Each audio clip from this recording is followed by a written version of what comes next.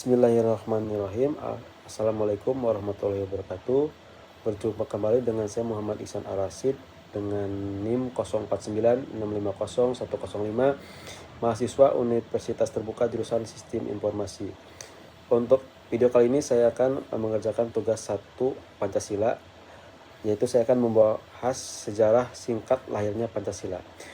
Oke, untuk sejarah singkat lahirnya Pancasila bermula dari peristiwa dalam sidang Badan Penyelidik Usaha-Usaha Persiapan Kemerdekaan Indonesia atau disingkat BPUPKI. Dari sidang BPUPKI tersebut, yang kemudian pada tanggal 1 Juni 1945 lahirlah Pancasila yang menjadi dasar negara Indonesia. Bermula dari rapat-rapat Dokuritsu Jundi Kosakai atau BPUPKI yang dibentuk pada 29 April 1945, BPUPKI sendiri bertugas menyelidiki semua hal penting termasuk politik, ekonomi, dan lain-lain yang dibutuhkan dalam usaha pembentukan negara Indonesia. BPUPKI sendiri diketuai oleh KRT Dr. Rajiman Widyoningrat. Dalam sejarahnya, BPUPKI menjalankan sidang pertamanya secara resmi pada tanggal 29 Mei sampai 1 Juni 1945. Dalam sidang pertama ini, sejumlah tokoh menyampaikan pidatonya, termasuk perumus asas dasar negara. Para tokoh itu antara lain Muhammad Yamin, Supomo, dan Soekarno.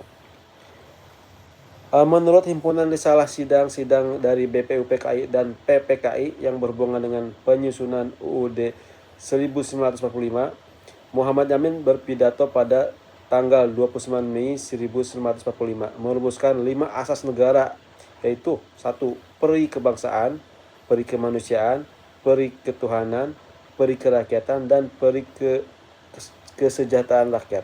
Sementara Supomo mengusulkan dasar negara Indonesia merdeka, yaitu persatuan, kekeluargaan, mufakat, demokrasi, musyawarah, serta keadilan sosial.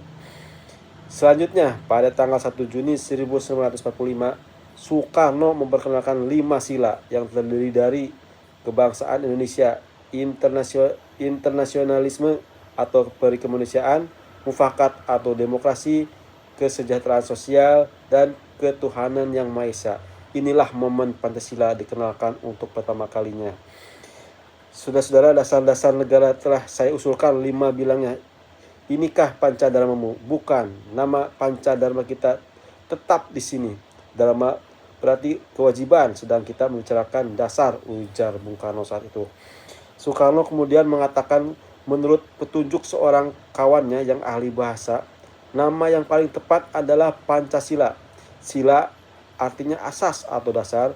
Di atas kelima dasar itulah kita mendirikan negara Indonesia, kekal dan abadi, ujarnya. Pancasila itulah yang berkobar-kobar di dalam dada saya sejak berpuluh tahun.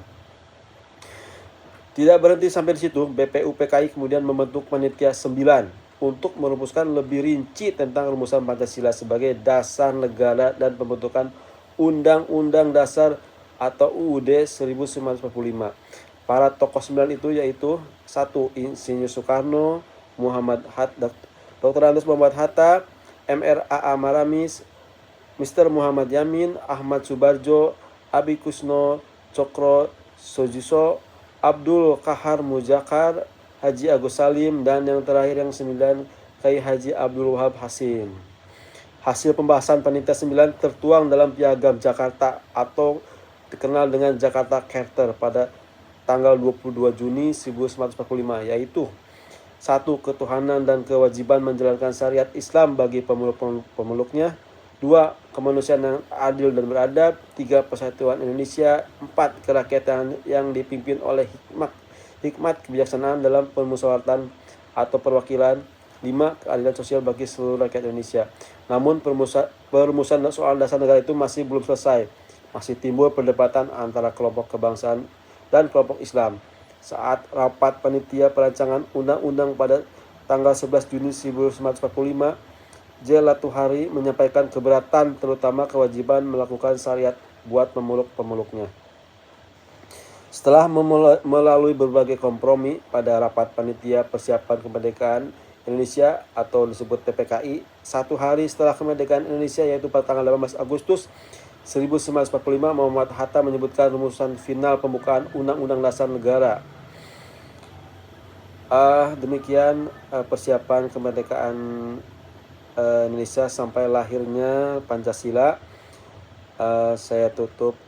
Terima kasih. Assalamualaikum warahmatullahi wabarakatuh.